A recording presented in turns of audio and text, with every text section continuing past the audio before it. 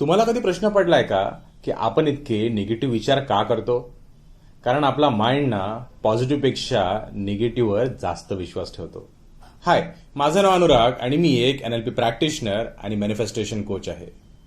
कधी लक्ष दिलंय, 10 लोकांनी तुमची तारीफ केली तरीही जर एक माणूस काहीतरी वाईट बोलला तर पूर्ण दिवस तुमच्या डोक्यात ते फिरत राहतं, ती एकच निगेटिव्ह कमेंट. कधी विचार केलाय असं का होतं?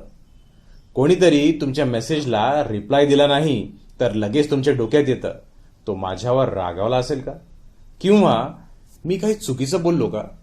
खरं कारण माहिती नसतानाही आपला माइंड आधीच वर्स्ट स्टोरीज तयार करतो. कारण आपल्या माइंडला एक सवय आहे, तो आपल्याला प्रोटेक्ट करण्याचा प्रयत्न करत असतो.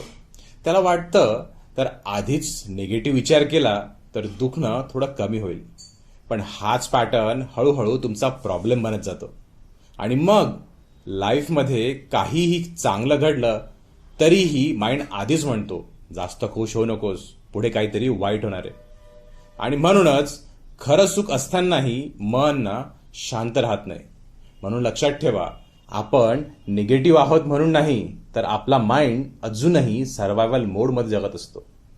आणि जोपर्यंत आपण आपल्या माइंडला ट्रेन करत नाही तोपर्यंत निगेटिव्ह स्टोरीज तो तयार करत राहतो.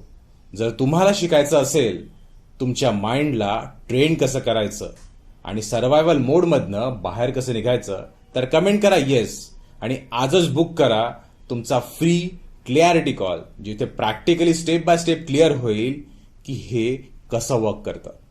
व्हॉट्सअप नंबर स्क्रीनवर दिलेला असेल. खरं